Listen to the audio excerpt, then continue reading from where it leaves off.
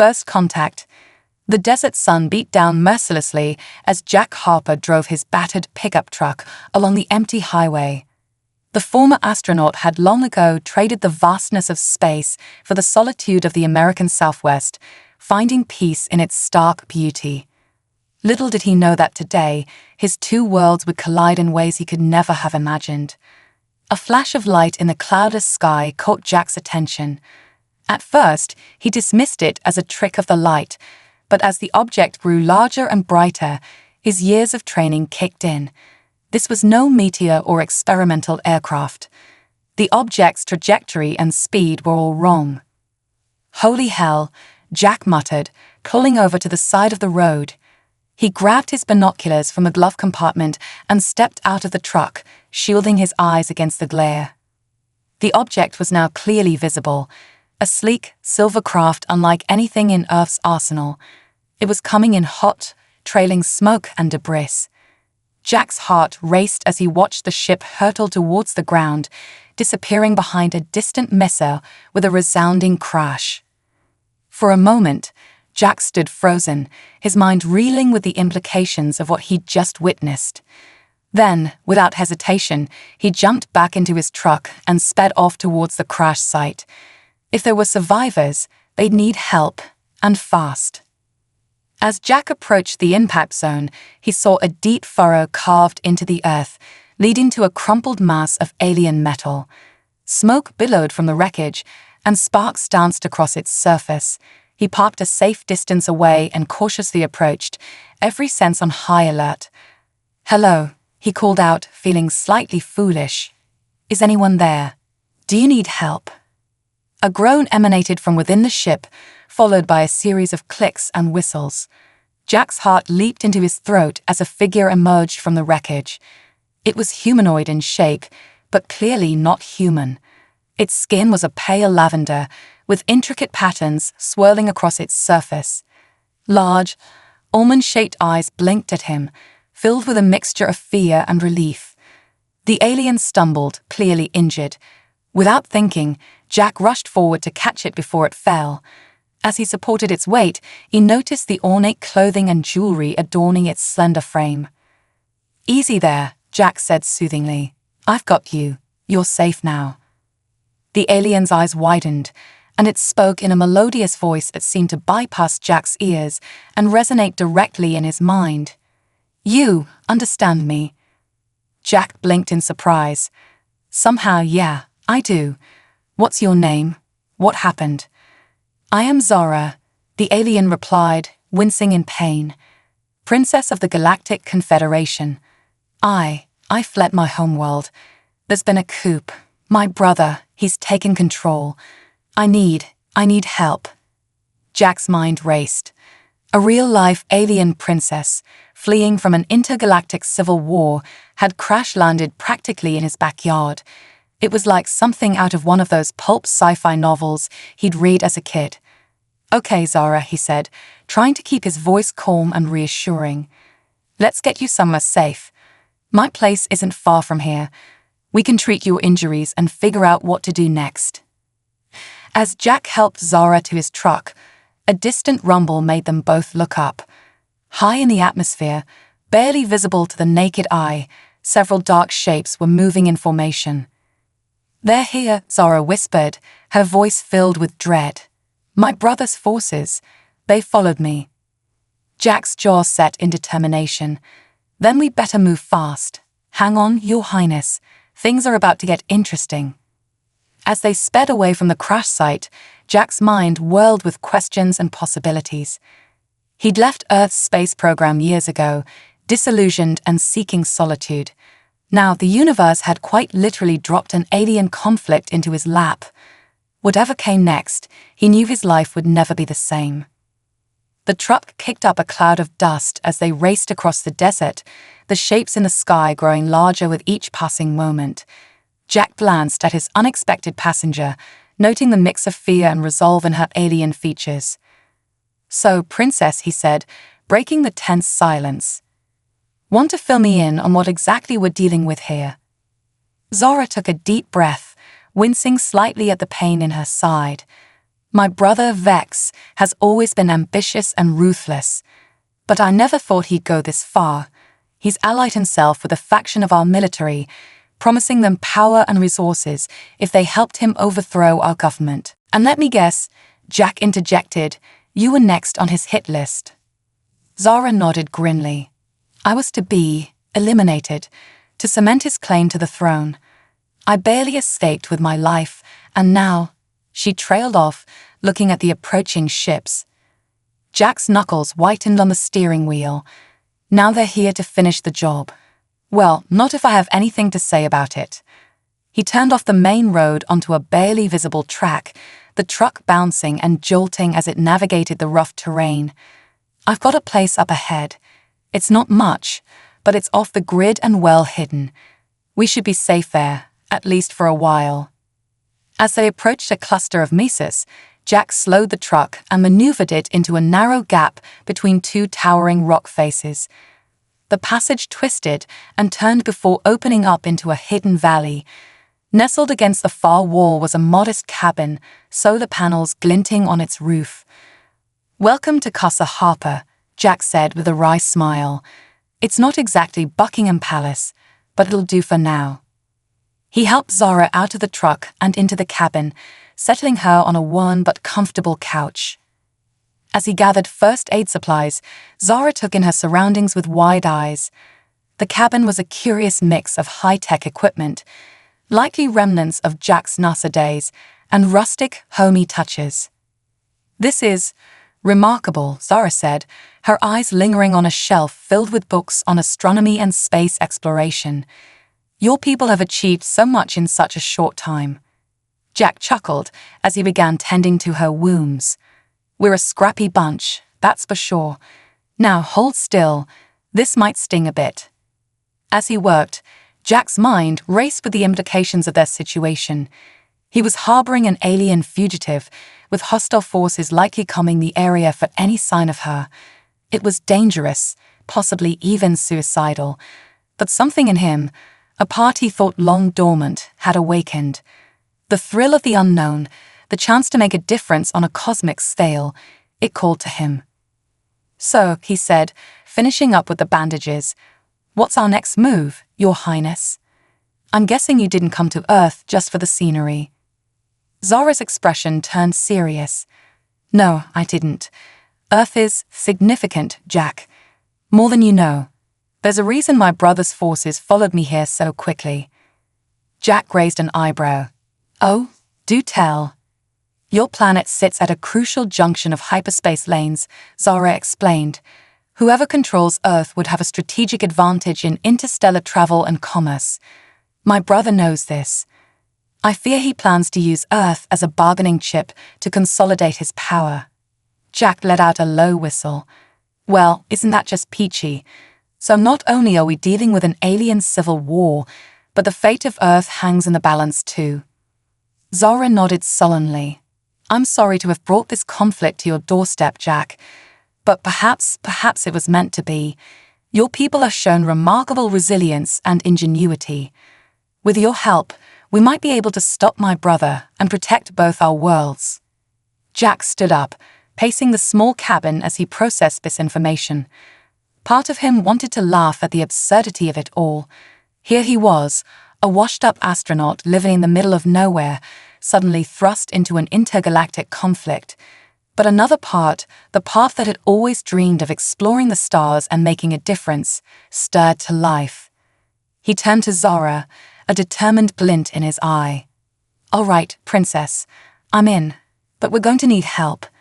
I've got some old contacts from my NASA days who might be crazy enough to believe us, and we'll need to find a way to contact your loyalists without tipping off your brother. Zara's face lit up with hope. You'll help me, truly? Jack grinned, feeling more alive than he had in years. Well, we can't let your psycho brother take over the galaxy, can we? Besides, someone's got to show these alien invaders that they picked the wrong planet to mess with. As night fell over the desert, Jack and Zara huddled over a makeshift communication device, cobbled together from Jack's old equipment and parts salvaged from Zara's ship. The first steps of their resistance were taking shape, an unlikely alliance born of desperation and hope. Outside, the stars twinkled in the vast desert sky, unaware of the cosmic drama unfolding beneath them. The fate of two worlds now rested in the hands of a jaded astronaut and an alien princess.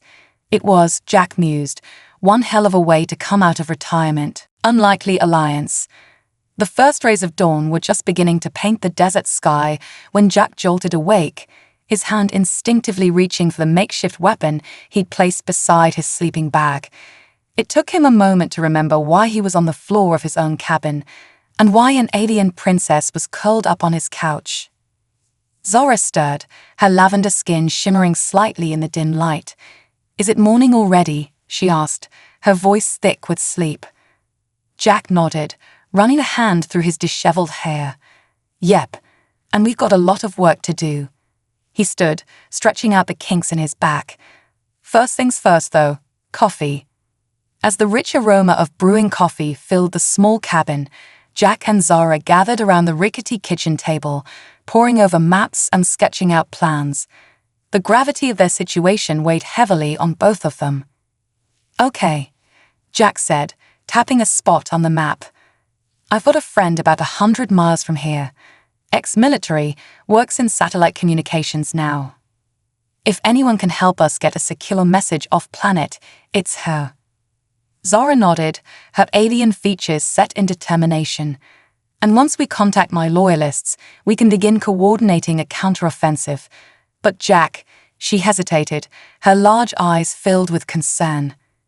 "Are you certain you want to involve yourself further? The danger." Jack cut her off with a wave of his hand. "Princess, the moment you crash-landed in my backyard, I was involved. Besides," he added with a wry smile, "retirement was starting to get a little boring anyway." Their planning session was interrupted by a low, ominous hum that seemed to vibrate through the very air around them. Jack's eyes widened in recognition.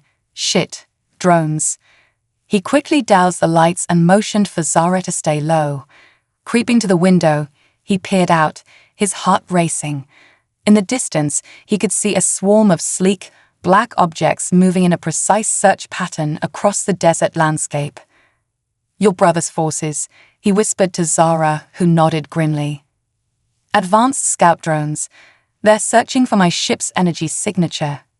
Jack's mind raced. They couldn't stay here.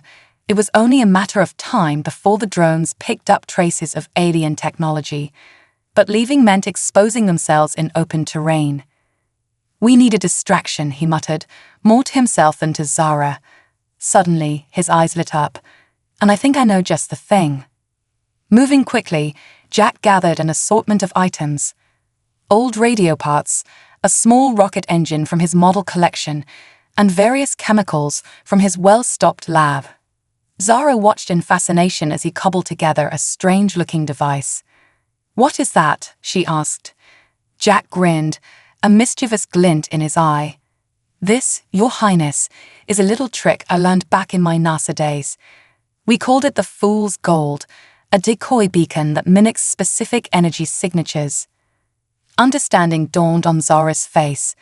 "You're going to lead them away from us." "Bingo. Now, help me load up the truck. We need to be ready to move the moment this baby is airborne." Working together, they quickly packed essentials and loaded the truck. Jack took one last look around the cabin that had been his sanctuary for so long. "Guess this is goodbye, old friend," he murmured. With a nod to Zara, Jack activated the decoy and launched it using his old model rocket launcher. The device shot into the sky, arcing away from their location.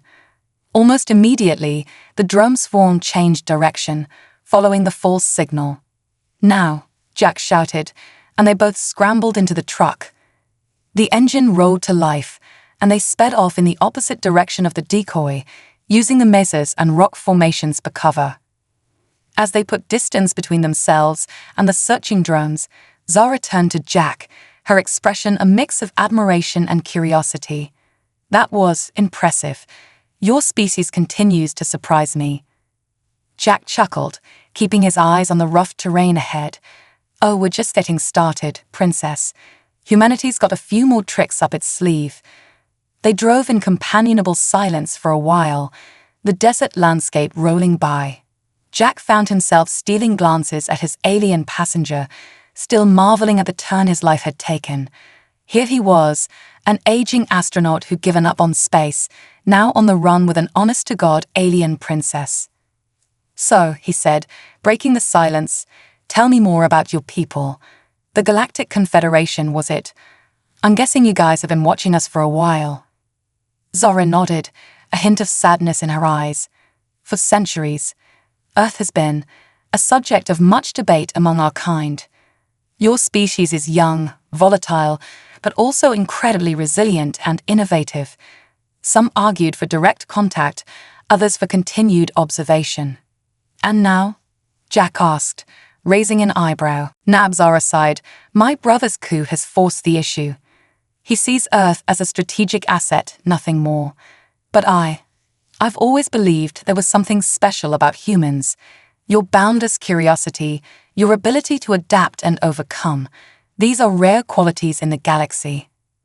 Jack felt a swell of pride at her words, tempered by the weight of responsibility. "Well, let's hope those qualities are enough to save both our worlds." As the sun climbed higher in the sky, they approached a small town, the last outpost of civilization before the long stretch of desert that separated them from Jack's contact. They needed supplies, but entering a populated area was risky. "We'll have to disguise you," Jack mused, eyeing Zara's distinctly alien features. Hat, sunglasses, maybe some makeup. Could work. Zara looked skeptical. "And if someone sees through the disguise?" Jack grinned. "Then we'll do what humans do best, improvise." They pulled into a small gas station on the outskirts of town. Jack quickly went to work, using items from his emergency kit to craft a makeshift disguise for Zara. With her lavender skin covered, a wide-brimmed hat shadowing her face, and large sunglasses hiding her alien eyes, she could almost pass for human, albeit an unusually striking one.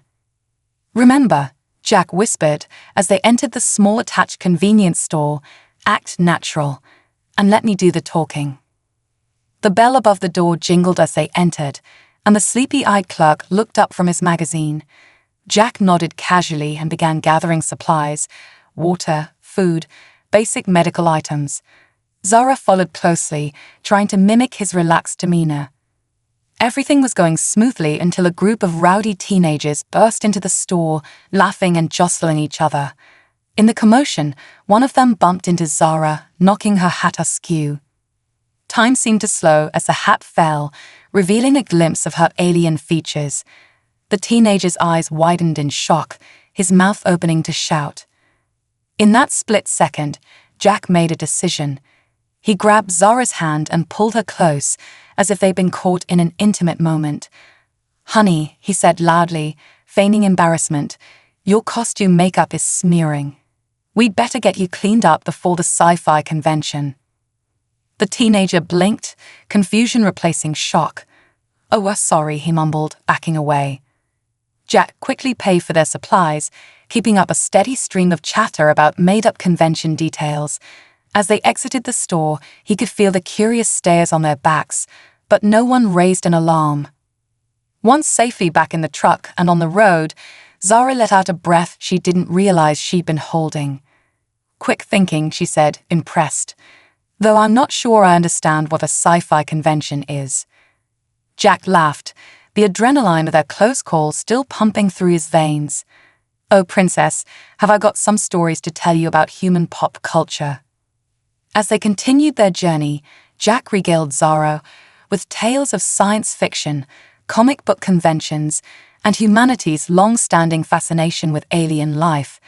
Zara listened, alternating between amusement and thoughtful contemplation. "It's remarkable," she mused, "how your fiction often comes close to truths about the galaxy, despite your limited contact with other species." Jack shrugged. "What can I say? Humans have big imaginations, and now it looks like we're going to need every ounce of that creativity to get out of this mess." As the sun began to set, painting the desert in vibrant oranges and purples, Jack spotted the turnoff for their destination. A weathered sign pointed down a dirt road.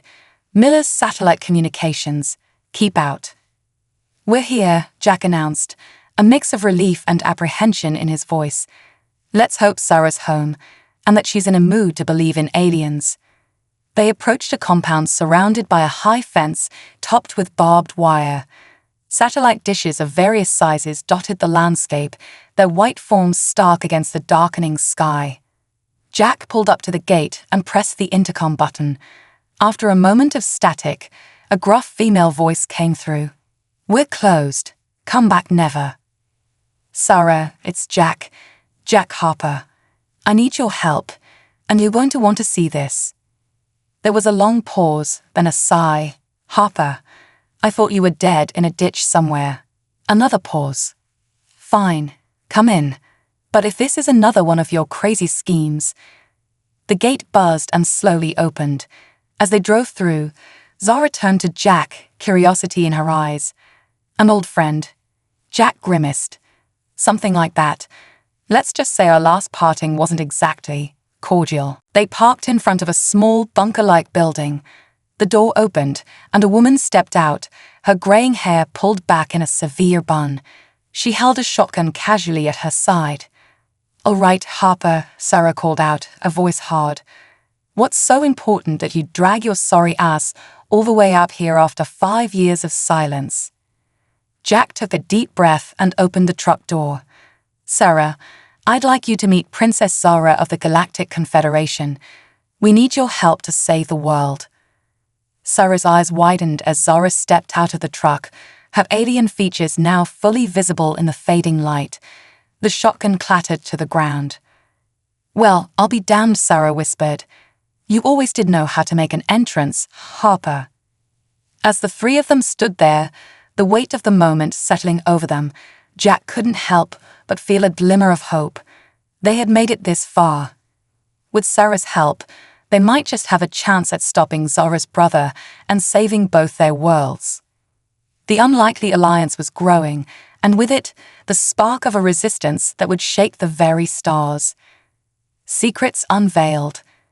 The interior of Sarah's compound was a stark contrast to its rugged exterior. Banks of computers hummed quietly, their screens displaying a dizzying array of data streams and satellite feeds. Jack whistled low, impressed by the setup. You've been busy, he remarked, running a hand along a sleek console. Sarah snorted, closing the reinforced door behind them. Yeah, well, some of us didn't have the luxury of running off to play hermit in the desert. Her eyes darted between Jack and Zara, a mix of curiosity and wariness in her gaze. Now, suppose you tell me what the hell is going on. Over the next hour, Jack and Zara took turns explaining the situation, the coup on Zara's homeworld, the threat to Earth, and their desperate plan to contact Zara's loyalists. Sarah listened in silence, her expression unreadable. When they finished, she let out a long breath. Jesus, Harper, you never do anything by halves, do you? She turned to Zara, her tone softening slightly. Your Highness, I apologize for the rough welcome. It's not every day an alien princess shows up on my doorstep. Zara inclined her head graciously. No offense taken, and please call me Zara. We are all equals in this fight. Sarah nodded, then swiveled to face her main computer terminal. Her fingers flew over the keyboard, bringing up a series of complex diagrams. All right, let's see what we're dealing with. You said you need to send a secure message off-planet. Yes, Zara confirmed. But it must be done in a way that my brother's forces cannot intercept. They will be monitoring all standard communication channels. A sleek grin spread across Sarah's face. Standard channels, huh? Well, it's a good thing I don't deal in standard. She pointed to a schematic on the screen. See this? It's a prototype quantum entanglement communicator. Theoretically, it can transmit data instantaneously across any distance, completely undetectable by conventional means. Jack's eyebrows shot up. Quantum entanglement? Sarah, that's decades beyond current Earth technology. Sarah's grin widened. Let's just say I've had some interesting contracts over the years. Now, the only problem is, we need a receiving unit on the other end. Without that, we're just shouting into the void. Zara stepped forward, her eyes shining with excitement. My people have similar technology. If we can modify your device to match our quantum frequency, I can guide my loyalists to create a compatible receiver. For the next several hours, the unlikely trio worked feverishly. Jack's mechanical expertise, Sarah's cutting-edge tech, and Zara's advanced knowledge combined in a flurry of innovation. As the first light of dawn began to creep over the horizon, they stood back, admiring their handiwork. The modified communicator sat on the workbench, a blend of Earth ingenuity and alien technology. It hummed softly, ready to bridge the vast distances of space. "Well," Jack said, wiping grease from his hands. "Moment of truth. You ready, Princess?" Zara nodded, her face a mask of determination. She approached the device, placing her hand on its smooth surface. As she began to speak in her native language, the communicator pulsed with an otherworldly light. Minutes ticked by intense silence. Then suddenly, the device chirped, and a holographic display sprang to life above it. An alien face, similar to Zara's but older and more weathered, appeared. "General Thax," Zara exclaimed, relief evident in her voice. "Thank the stars you're alive." The alien general's eyes widened in surprise. "Princess Zara, we feared the worst when your ship disappeared. Where are you? Are you safe?" As Zara quickly explained their situation, Jack and Sarah exchanged glances. This was it, the beginning of their resistance against an interstellar threat. The fate of two worlds now hung in the balance. The conversation continued, shifting between languages Jack couldn't understand and accented English. Plans were made, coordinates exchanged, and promises of reinforcements given. But as the call neared its end, General Thax's expression grew grave. "Princess," he said, his voice low, "there's something else you need to know. Something we've uncovered about your brother's coup, and about Earth." Zara leaned forward, tension visible in every line of her body. "What is it, General?" "Your brother, he didn't act alone. He had help from Earth." The words hung in the air like a thunderclap. Jack felt as if the floor had dropped out from under him. "What?" he sputtered. "That's impossible. We don't have the technology to." "Not your governments," Thax interrupted. "A private organization. They've been in contact with a faction of our military for years, exchanging technology for promises of power once Earth is integrated into the Confederation." Sarah cursed under her breath. "I knew some of my old contracts were sketchy, but this is beyond anything I imagined." Zora's face had gone pale, her alien features twisted with shock and betrayal. "Who," she demanded, "who on Earth would do this?" General Thax's holographic form flickered slightly. "We don't have all the details yet, but we've traced some communications to a corporation called Nexus Industries. They seem to be at the center of this conspiracy." Jack's blood ran cold. Nexus Industries, one of the largest tech conglomerates on the planet, with tentacles in everything from communications to aerospace. He'd had dealings with them during his NASA days, always finding something off about their practices. "My God," he breathed. "If Nexus is involved, this goes deeper than we thought. They have connections in every major government, military contracts. They could be anywhere, watching everything." Sarah was already at her computer, fingers flying across the keyboard. "I'm running a deep scan of all Nexus-related communications. If they're coordinating with alien forces, there might be a trail we can..." "Oh, shit." A red warning flashed across her screen. "We've got incoming. Multiple bogies, moving fast. Looks like a mix of drones and larger craft." Jack's mind raced. "They must have detected our transmission somehow. We need to move now." As if on cue, a distant explosion rocked the compound. Alarms blared and the lights flickered ominously. "Go," Sarah shouted, grabbing a bag and shoving equipment into it. "Take the tunnels. I'll hold them off and wipe the systems." Sarah, no, Jack protested. Come with us. She shook her head, a sad smile on her face. Someone's got to slow them down. Buy you some time. Besides, she added, hefting an impressively large rifle, I've been itching for a good fight. Zara placed a hand on Jack's arm. We must go. Her sacrifice will not be in vain. With a heavy heart, Jack nodded. He clasped Sarah's shoulder. Stay alive, you hear me? We'll be back. Just save the world, you idiot, Sarah replied, her voice gruff with emotion. Now get out of here. Jack and Zara raced through the underground tunnels, the sounds of battle echoing behind them. They emerged some distance from the compound, just in time to see a massive ship descending from the sky, its sleek form unmistakably alien. One of my brother's cruisers, Zara said grimly. We cannot hope to fight that, not yet. They sprinted to Jack's truck, which was thankfully untouched. As they sped away, Jack's mind whirled with the revelations of the past few hours. Earth was not just caught in the crossfire of an alien civil war, it was an active participant, or at least some of its most powerful players were. Where do we go now? Zara asked, her voice tight with worry. Jack's hands tightened on the steering wheel. We find Nexus. We expose their betrayal. And then, he added, a fierce determination in his eyes, we show them why it's a bad idea to sell out humanity. As they drove into the uncertain future, the desert sun rose behind them, painting the sky in hues of red and gold. It was a new day, filled with danger and possibility. The battle for Earth, and for the very soul of humanity, had truly begun. Infiltration. The neon lights of Las Vegas glittered in the distance, a jarring contrast to the vast emptiness of the desert they'd just traversed. Jack guided the battered truck through the outskirts of the city, his eyes constantly scanning for any sign of pursuit. Nexus Industries has a major research facility here, he explained to Zara, who was gazing wide-eyed at the garish displays of human excess.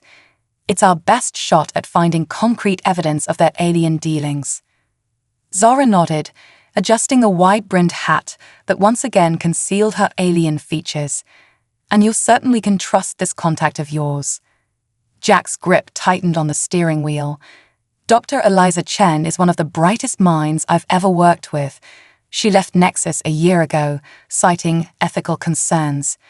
If anyone can help us navigate their systems, it's her. They pulled into the parking lot of a rundown motel on the edge of town. The flickering neon sign read Stardust Inn, a name that would have seemed whimsical just days ago, but now felt oddly appropriate.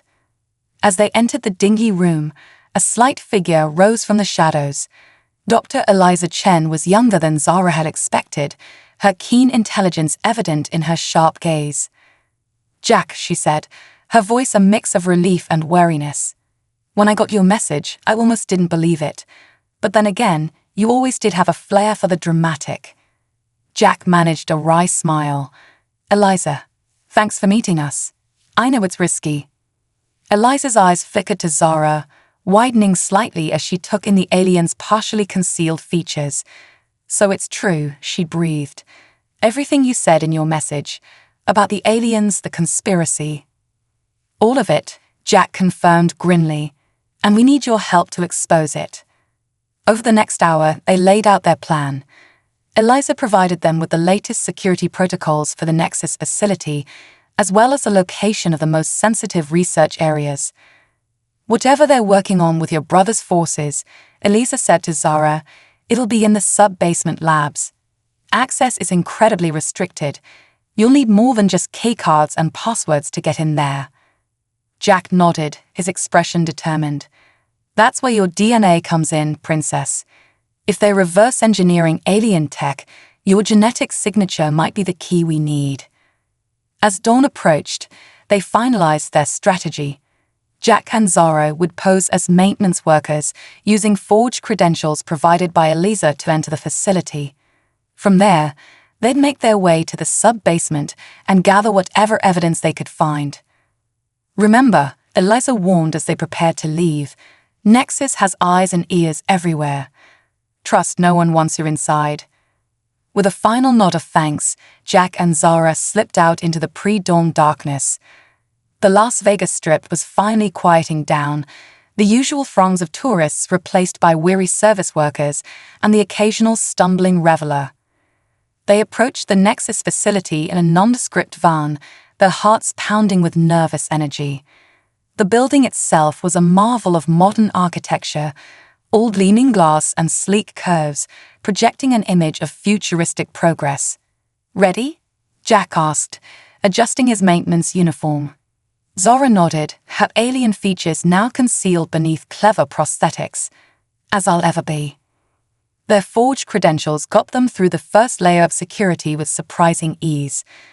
As they made their way through the building's pristine corridors, Jack couldn't shake the feeling that it was all too simple. They reached the elevator bank that would take them to the sub-basement levels. Jack swiped the stolen keycard, and the elevator began its descent. The tension was palpable as they watched the floor numbers tick down. Suddenly, the elevator jerked to a halt. Red warning lights began to flash, and a computerized voice announced, "Security breach detected. Lockdown initiated." Jack and Zara exchanged alarmed glances. "They know we're here," Zara hissed. Before Jack could respond, the elevator walls shimmered and became transparent. They found themselves surrounded by heavily armed security forces, their weapons trained on the elevator. A familiar voice crackled over the intercom. Well, Jack Harper. I must say, I'm impressed you made it this far." Jack's blood ran cold. He knew that voice. "Dr. Emerson," he growled. The man who had once been his mentor at NASA stepped into view, a cold smile on his face. "Did you really think we wouldn't be prepared for you? We've been watching your little adventure since the princess here crash-landed." Zora's eyes widened in shock. "You knew? All along?" Emerson's smile widened. "My dear, we orchestrated it. Your brother has been a most cooperative partner in our endeavors. Earth was growing too. Unpredictable. We needed a way to bring it under control, to guide humanity's destiny among the stars. By betraying your own species," Jack spat. "By selling us out to alien conquerors. By ensuring our survival," Emerson countered, his voice rising. "The galaxy is a dangerous place, Jack. We needed powerful allies, technology beyond our current capabilities. Your idealism blinds you to the harsh realities of our situation." As Emerson continued his villainous monologue, Jack's mind raced. They were trapped, surrounded, with seemingly no way out. But then he noticed something, a faint shimmer in the air around them, barely perceptible. He caught Zora's eye and gave an almost imperceptible nod towards the anomaly. Her alien senses, more attuned to such phenomena, quickly grasped what he had seen. "You're right about one thing, Emerson," Jack said, stalling for time. "The galaxy is a dangerous place, but you've made one crucial mistake." Emerson raised an eyebrow. "Oh, and what's that?" Jack grinned. "You assumed we came alone." At that moment, the air around them erupted in a dazzling display of light and energy. The transparent walls of their prison shattered, and chaos erupted as invisible forces began to wreak havoc on the Nexus security forces. Through the confusion, Jack caught a glimpse of familiar faces, General Thax and a squad of Zara's loyal soldiers, their advanced cloaking technology rendering them nearly invisible to human eyes. "Move!" Thax's voice boomed in their heads, thanks to some alien communication tech. Jack and Zara didn't need to be told twice. They sprinted through the chaos, Thax's forces providing cover. Alarms blared, and the entire facility seemed to come alive with defensive measures. As they raced through the twisting corridors, Jack's mind whirled with questions. How had Thax's forces arrived so quickly? How much of their plan had been anticipated by both sides? They burst out of a side exit, the cool night air a sharp contrast to the heated battle inside. A sleek alien craft hovered nearby, its boarding ramp already lowered. "We must leave now," Thax shouted as they scrambled aboard. "We have what we came for." As the ship rocketed into the night sky, Jack turned to Thax, confusion evident on his face. What do you mean? We didn't get any evidence. Fax's alien features twisted into what might have been a smile. You were the distraction, Harper. While Nexus was focused on you, my teams infiltrated their most secure data vaults. We have everything we need to expose their treachery to both our worlds. Jack slumped against the ship's wall, a mix of relief and frustration washing over him. They had succeeded, but at what cost? How many lives had been lost in the battle below? Zora placed a comforting hand on his shoulder. This is just the beginning, Jack. The real fight for Earth, for my people, for the future of both our species, is still to come. As the ship accelerated, pushing out of Earth's atmosphere, Jack gazed down at the blue marble that was his home. It looked so peaceful from up here, so unaware of the cosmic drama unfolding around it. Well then, he said, straightening up and meeting Zora's determined gaze, I guess we'd better get ready for one hell of a fight. The stars stretched into lines of light as the ship jumped to faster-than-light travel. Earth vanished from view, but its fate, and the fate of the galaxy, now rested in their hands. The battle at Nexus was over, but the war for humanity's future was just beginning. Galactic confrontation. The alien ship cut through the vast emptiness of space, its advanced engines humming with power. Inside, Jack found himself in a surreal situation, surrounded by alien technology and beings, yet united in a common cause that would determine the fate of both their species. General Fax stood at the center of the ship's command deck, his imposing figure radiating authority. Holographic displays flickered around him, showing strategic maps and data streams that Jack could barely comprehend. We're approaching the rendezvous point, Fax announced, his deep voice resonating through the ship. Our fleet is assembling just beyond the orbit of your system's gas giant, Jupiter. Jack's eyes widened. Fleet? Just how many ships do we have? Zara stepped forward, her regal bearing more pronounced now that she was among her own people. Not as many as we'd like, she admitted. My brother's forces still control much of our military, but we have allies, other species who recognize the threat his alliance with Nexus poses to galactic stability. As if on cue, the ship emerged from faster-than-light travel. Jack gasped at the sight before him. Dozens of ships, varying in size and design, hung in space against the backdrop of Jupiter's swirling storms. It was a motley assemblage, some sleek and obviously advanced, others bearing the scars of previous battles. My God, Jack breathed. It's really happening, isn't it? An interstellar war. Fax's expression was grim. War is upon us whether we wish it or not. The question now is how to end it swiftly and with minimal bloodshed. The next few hours were a whirlwind of strategy meetings and preparations. Jack found himself in the unique position of being Earth's de facto representative, providing insight into human military capabilities and potential weak points in Nexus's global infrastructure. As they finalized their plans, an alert blared through the ship. Fax rushed to a console, his face darkening as he read the incoming transmission. "We have a problem," he growled. "Your brother," he said, turning to Zora, "has begun his assault on Earth ahead of schedule. He's targeting major cities with some kind of energy weapon we've never seen before." Holographic images sprang to life, showing scenes of destruction in New York, London, Beijing, and other metropolises. Strange, pulsating energy fields enveloped entire city blocks, causing buildings to warp and crumble. Jack felt his heart constrict. Those weapons, they're using technology from Nexus, aren't they?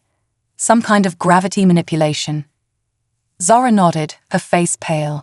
Combined with our own energy projection capabilities, this is worse than we feared. My brother isn't just trying to conquer Earth, he's trying to remake it. "We need to move now," Fax declared. "Our original plan was to confront them near Mars, but we can't wait. We must engage them in Earth's orbit." As the fleet began its rapid approach to Earth, Jack found himself in a small tactical room with Zara and a few key alien allies. They were discussing last-minute strategies when a thought struck him. "Wait," he said, an idea forming. "Those energy weapons, they're a combination of your tech and ours, right? What if we could disrupt them? Create some kind of interference? One of the alien scientists, a spindly being with multiple eyes, perked up. It's possible. If we could broadcast a counter-frequency. We'd need something powerful enough to blanket the entire planet, Zara mused. Jack snapped his fingers. The global satellite network. If we can hack into it, reprogram the satellites to emit the right frequency. The room buzzed with excited chatter as they refined the plan. It was a long shot, but it might just give them the edge they needed. As they emerged from hyperspace near Earth, the scene that greeted them was one of chaos. The planet's orbit was cluttered with debris from destroyed satellites and space stations. Vicious dogfights between small fighter craft lit up the darkness of space. And there, hanging ominously over the planet, was the massive flagship of Zora's brother. It dwarfed everything else in sight, its hull bristling with weaponry. "This is it." Fax's voice came over the intercom. "All ships, engage the enemy. Protect Earth at all costs." Jack found himself manning a control station, coordinating with Earth's remaining military forces to implement their disruptive frequency plan. His fingers flew over alien controls, his NASA training kicking in despite the unfamiliar technology. The battle was fierce and chaotic. Energy beams and missiles crisscrossed the void of space. Ships on both sides erupted in silent explosions, their crews lost to the cold vacuum. Through it all, Jack worked feverishly, guiding Earth's technicians through the complex process of reprogramming the global satellite network. It was a delicate balance. One wrong move could knock out communications for the entire planet. Suddenly, a massive energy surge emanated from the enemy flagship. Jack watched in horror as the destructive wave headed straight for Earth's atmosphere. "Now," he shouted into his comm, "activate the disruptive frequency." For a heart-stopping moment, nothing seemed to happen.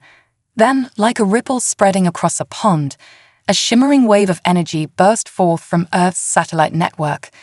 It collided with the incoming attack, causing it to splinter and dissipate harmlessly. A cheer went up through the Allied fleet. The tide of battle was turning. Zora's voice crackled over the comm. "Jack, we've created an opening. A small strike team might be able to board my brother's ship." Jack knew what he had to do. "I'm on my way," he replied, already sprinting towards the hangar bay. Minutes later, he found himself in a sleek assault craft, flanked by Zora and a group of elite alien commandos. As they approached the massive enemy flagship, dodging debris and weapons fire, Jack couldn't help but marvel at the strange turn his life had taken. The assault craft latched onto the hull of the flagship with a metallic clang. As they prepared to breach, Zora turned to Jack, her alien eyes filled with determination and something else, perhaps affection. "Whatever happens next," she said softly, "I'm glad you're here, Jack Harper." Jack nodded, a lump in his throat. "Let's finish this, Princess." With a hiss of escaping air, the airlock opened. They charged forward, into the heart of the enemy's ship, ready to confront Zora's brother and end this war once and for all. The fate of two worlds hung in the balance as the final confrontation loomed. Jack tightened his grip on his weapon, knowing that the next few moments would determine the future of humanity and its place in the stars. Destiny among the stars. The interior of the enemy flagship was a maze of sleek corridors and pulsing energy conduits. Jack, Zora, and their small team of commandos moved swiftly and silently, guided by Zora's intimate knowledge of fuzzy ship design. As they approached the bridge, resistance intensified. Enemy soldiers, a mix of fuzzy loyalists and what appeared to be augmented human mercenaries, poured out of side passages. The air crackled with energy weapon fire and the clash of advanced melee weapons. Jack found himself fighting back-to-back with Zora, their movements synchronized as if they'd trained together for years. His human combat training, combined with the alien weapon in his hands, made for a formidable combination. "The bridge is just ahead," Zora shouted over the din of battle. "We need to hurry before my brother can activate the ship's main weapon." With a final push, they broke through the enemy line. The massive doors to the bridge loomed before them, sealed tight against intruders. One of the alien commandos, a hulking creature with 4 arms, stepped forward. "Allow me," it rumbled, attaching a device to the door. The device hummed for a moment, then the doors slid open with a hiss. They burst onto the bridge, weapons at the ready. But the scene that greeted them was not what they expected. Zara's brother, Vex, stood calmly at the center of the room. Beside him was a face Jack recognized all too well, Dr. Emerson from Nexus Industries. Both looked surprisingly unperturbed by the intrusion. "Ah, sister dear," Vex said, his voice smooth and controlled. "I was wondering when you'd join us. And you've brought your pet human. How quaint." Zara's eyes narrowed. "It's over, Vex. Your forces are in disarray. Surrender now, and we can end this without further bloodshed." Vex laughed, a cold and mirthless sound. "Oh, Zara, always so naive. Did you really think this was about mere conquest?" He gestured to the view screen behind him, which showed Earth, beautiful and blue. "This was never about subjugating humanity. It was about elevating them." Dr. Emerson stepped forward. "You see, Jack, humanity has so much potential, but we're held back by our divisions, our petty squabbles. With the Thassy's advanced technology and guidance, we could unite Earth, cure diseases, end poverty." "At the cost of our freedom," Jack spat. "You're talking about benevolent dictatorship at best, complete enslavement at worst." Vex shrugged. "Freedom is an illusion, human. One your kind clings to at the expense of true progress. With our races united under strong leadership, we could become a force unrivaled in the galaxy." As they argued, Jack noticed Zara inching towards a control panel. Her fingers flew over the alien interface, inputting a series of commands. Suddenly, alarms blared throughout the ship. Vex's eyes widened in surprise and anger. "What have you done?" he snarled at Zara. "Initiated the ship's self-destruct sequence," Zara replied calmly. "Unlocked out all overrides. This ends now, brother." Chaos erupted on the bridge. Vex and Emerson made a dash for the escape pods, while Jack and the commandos engaged the remaining bridge crew. Energy weapons discharged, consoles exploded in showers of sparks, and the ship groaned as explosions began to rock its superstructure. "We need to go," Jack shouted, grabbing Zara's arm. They fought their way back through the corridors, now filled with panicking enemy soldiers more concerned with escape than combat. They reached their assault craft just as a massive explosion tore through the section behind them. As they disengaged from the dying flagship, Jack looked back to see escape pods jettisoning in all directions. "Did Vex and Emerson make it out?" he asked Zara. She nodded grimly. "Most likely. But without their flagship and main weapon, their forces will soon crumble. We've won this battle, Jack. The war is over." As they rejoined the Allied fleet, cheers erupted over the comm channels. The enemy ships, receiving news of their leader's defeat, were standing down or fleeing. Hours later, as the cleanup began, Jack found himself back on the alien command ship, staring out at Earth through a large view screen. Zara joined him, her presence a comforting warmth at his side. "So what happens now?" he asked quietly. Zara sighed. "Now comes the hard part.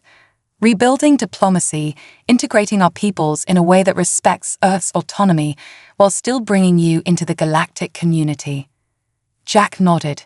"It won't be easy. There will be fear, resistance. But also hope," Zara added, excitement at the possibilities. "Your people have dreamed of the stars for so long, Jack. Now those dreams can become reality."